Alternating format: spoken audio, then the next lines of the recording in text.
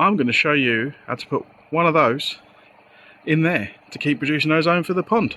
Enjoy.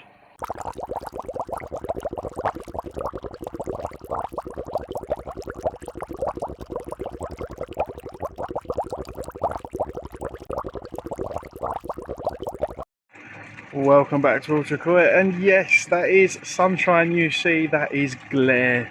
Spring is here. Feels like proper start of the season in this tunnel.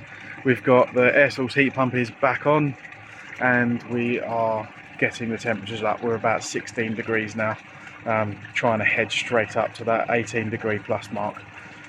Why do I want to head up to that 18 degree plus mark? Because I want to get out of the danger zone. So between 18 and 12, the fish immune system has sort of dropped, but the parasites are still very active, so they'll be switching on a lot quicker than the fish will.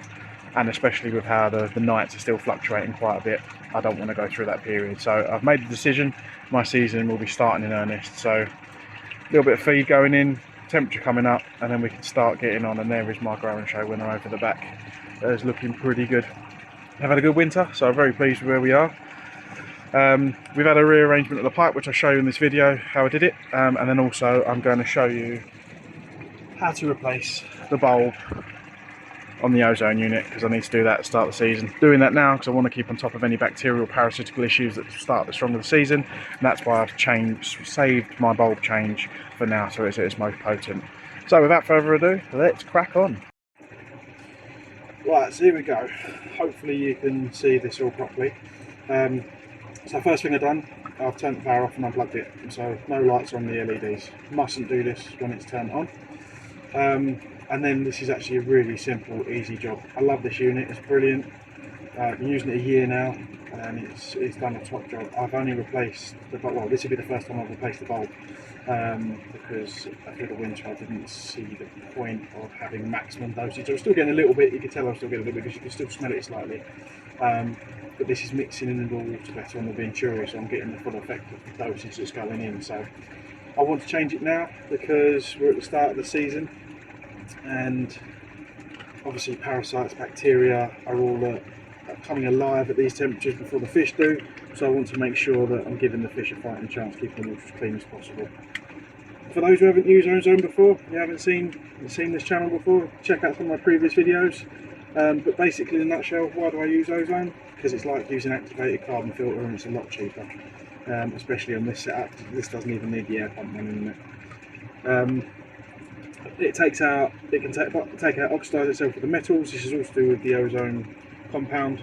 It can bind itself to metals, parasites, bacteria, anything at all in the water column. You will hear some people talk about it in a scaremongering way. Don't be put off. They will tell you it will kill your fish. It won't kill your fish. Again, check out the channel. You'll see over the course of the last couple of years the success and the results that I've had in small environments growing fish, and I'm using ozone in all of them. So first thing we've got to do, we've got to take these screws out. Once we've got these screws out, this will slacken this top part off. When you are undoing or doing this up, make sure you do it alternate. You don't do all the way one side, all the way the other, because this is under tension. You don't want to snap one side of your bracket. This is a really simple job. I've got my new bulb, oh, nearly dropped it. Got my new bulb in my box. So we've got that ready. We've just got to whip this one out. So all we do, make sure your gasket stays on. Try and make sure I keep my hands out of the way. Gasket stays on, and then you just pull this out. You do not need to undo this nut for this exercise. However, I did pull the quartz sleeve out the other day to give it a clean, so I will show you that. But this is purely just for the bulb change. As you can see, the old bulb is absolutely done. No longer fit for purpose. Literally, this is all we've got. We've got our silicone tube to pulls the air in there, and then we've got our bulb. So all I'm going to do is free this up. A little bit of surface rust there from the condensation. This is the problem with running anything like this during the winter. You will get the differing temperatures. It'll give you a bit of condensation problem. Inside looks pretty clean, I'll show you in there. But let's see, there is the used and dead bulb. So you can see what the ozone does to it. So disconnected that. Make sure this flappy white bit on the outside, you pull it down as far as you can to protect this, to make sure you've got a good seal. Right, I'm just going to leave that hanging there for a second. Get my new bulb out. So again, this is the 18 watt Ozone UV bulb. They do a bigger unit for bigger ponds. Produces over 1,000 milligrams of ozone. This one is the 500 one. I want to say off the top of my head that's 55 watt, but not overly sure. And then literally, if I can get this out of the bubble wrap, pull this out, pull the connector back in, make sure your tungsten parts are all connected inside. If they're broken, it's not going to work. And literally glide this back on. And then, hopefully you can see, push this white sleeve up as far as you possibly can. If you've got delicate fingers, you'll do a better job at this than me. I'll be hand-fisted. Right, so that's that done. It just rests back in there. Pop the bulb back in the unit. Slide it in. Make sure this tube goes in. Get your cable out of the way. Make sure your rubber gasket is still lined up. And then do your screws up. Like I said a minute ago, make sure you do each side a little bit at a time before adding any tension, because you will damage your bracket. I'm trying to keep my arms out of the way and do a screw up. Not the easiest thing to do, so apologies. There we go, fast forward. Right, okay, so as you get to the last bit, don't over tighten this. It doesn't need to be mad tight. Drop the screwdriver. Just needs to keep a little bit of even pressure on top of the Quartz sleeve. Over tighten it, you will snap it. And I am the master at over tightening things, so heed my warning. And that is literally it. The good thing is you don't need to turn the water off, turn your system off when you change any of this. No water will come out because this top union here is holding the Quartz sleeve in. That's where the magic happens, and the bulb sits within inside that. So the system is still running. You've heard the drum go off while I've been doing this. I don't even need to turn the pump off, nothing like that. All you need to do is turn the unit off, make sure there's no electric going through it. And that is it. Right, I'll get up and I'll turn it on, and we should hopefully see both these bulbs come back on. Give me a second. Right, and there we go. The light is back on. And as you can see, I've actually got a little bit of room to do something down here now. So that's why I've moved it, along with the fact I was kicking it. What I'll do is now, I will show you again how I've just replumbed it all. So you can see, I did have to do a makeshift jobby over there, ran out of parts, but you'll see that in a second, and then you can have a look at the fish as well. But just a reminder, that is the ozone unit. It is now producing ozone in this chamber with the Quartz, and then the air is being driven or sucked by the Venturi and mixed into here, and the ozone will come out here, which helps keep me on top of my water, which is massive. So yeah, right, let's get on with it. I'll show you the Quartz sleeve quickly that I had out the other day when I was moving it, just to show you how to clean, or that I cleaned it and what the difference was. And yeah, let's get on. That's out of the way. As I said, I'm going to crack off the union, leaving my seal, see the rubber seal, leave the seal on there because you need that. And then that, just set that aside. Then what I'm going to do is I'm just going to pull with a twist, he says, literally the Quartz sleeve. Now actually that's in pretty good nick, if you can see a little bit of cloudiness near the bottom, but the rest of it looking pretty good. So I'm going to give that a good clean up. Just going to run it indoors quickly, run some fresh water over it and give it a polish, get some of that crap off, and then I'll reinstall it. So give me one moment. And there we go, that magic, back with a clean one.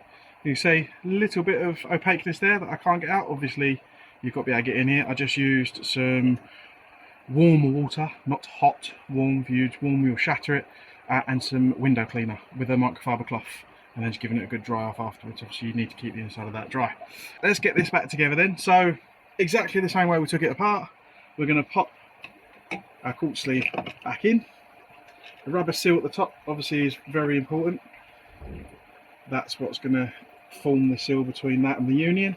Don't push the glass, the Quartz, all the way through until you've got your things sat. You don't want to push through and knock your seal out basically. Then we need to put our union back. So again, same piece we took before. and then I'm just going to screw that up. Make sure your seal's still on top. Your seal does not go underneath this. This doesn't pinch against the body. So that's done up. Nice and tight. Just be careful. I have a bit of a tendency to over tighten things with my Gorilla Grip, so just be careful. Some replumbing, so I've basically, you see these pieces of wood I've got, they've got it positioned to stop a leak. Basically every time I walk over I kick this pipe, and I've now kicked it off on that joint over there. So I came in and there was a nice big puddle in the morning. Unfortunately, just before that cold spell, which dropped my water level, which meant the heater wasn't working, which then means I lost temperature, and then it was a vicious cycle. I couldn't re-establish it, so that's why we cut the heat. Also, this pipe here, this is actually part of my heat pump. Again, I've just not left enough room for when I'm trying to catch fish and stuff, pull them up in bowls. So I'm going to have a replumb of all of this as well and work out how we do it. So rerunning the returns and rerunning the heat pump. Today we're just going to start with the returns and getting the ozone sorted. So without further ado, let's get on with it. Right, so that's where we're up to. This is the beauty of using the rubber boots and the taps, etc., because you've got the unions. I've just undone, obviously got to tighten everything up into the drips, but undone, slackened them off, spun it round. So I've now got my return pipe work firing up behind the vortex, and obviously I was just able to undo that union and spin that round on the tap. Taking the ozone unit out. Now I'm just going to go back to the return line. So again, because I use those unions, I can take that middle bit out if I want to, and I don't lose the ability to use them again, which is good because I've left obviously excess pipe each side. I'm just trying to salvage as much of what I've already used without wasting pipe. So anyway, let's crack on. Right, so like I said, what I'm doing is I'm moving the ozone from where it was on that slab there, and I'm bringing the return pipe around here, and then I'm deciding now where to put the ozone, either pop it there or pop it here so I can still get to it. But then I've got this galleyway much freer, because what I was doing every time I was kicking the pipe on the return, and in the end I've split it. So yeah, one of them things, you live and you learn, don't you? Like I said before, you always do something that doesn't quite work properly. Right, let me get on with it. Okay, so I'm just putting in the return now. Sorted out, I think I've cut all my pipe work properly, etc. So running the return through, just joining it all up together and checking my lengths. I've gone longer than the tub because I've got a height difference between the two tubs. So if I have that too short, water will tend to fall on the lower side and then drip down the middle. So pushing it slightly further to one side, and then I can mess about with the exits if I want to. Reuse as much pipe as possible. I have trimmed this down. Obviously the ozone will wear this out, make it brittle, as with the UV. So I've trimmed this down, reconnected it so it's all nice and tight again. 2 seconds to do. So yeah, here we go. Let's have a look at the fish while we're here. Some quality looking fish in here. Excited about the season ahead, if I'm honest. I've started to introduce a bit of food again. The weather's picked up recently. Just to start putting some food back in for the bacteria. Obviously they won't replicate very well at these temperatures, but talking of one tiny feed a day, if that, at the moment. But yeah, some surprises in here that I haven't shown you before as well that I've been working on, so they'll be for this season. But yeah, look at those, absolutely quality stuff. That's all those Shiros, Hiyatsuris and Showas that I showed you at the back end of last season, so looking forward to cracking on with them again this year. Right, anyway, standing here talking, looking at the fish is not going to get this finished, and I'm on a time crunch, so catch you in a bit. Right, so there we are, all back in. I ran out of pieces and I didn't have time to dive to the plumbing shop, so I've got an odd white elbow and I've had to do something a little bit unangled here, but best I can do with that for now. I can always change it later because I've unioned that, so if I want to change it I can. But yeah, there we go. Got to let some of the solvent well dry off a bit more, and then I can let the water go through it in anger.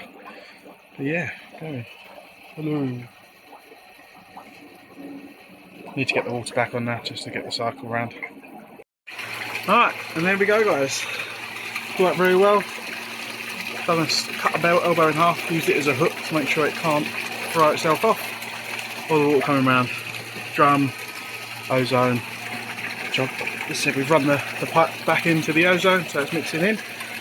Now, I've just got to do a water change, put the top up, because the drum's not going to stop, the water level's dropped too low. I've lost a little bit of water while I was taking some out to get the pipes ready. But yeah, as ever guys, I hope you have enjoyed that. If you have, do give us a thumbs up, and as ever, please subscribe to the channel to support us grow, and make sure I get as many people as possible using some of this stuff. So thanks for watching, and take care.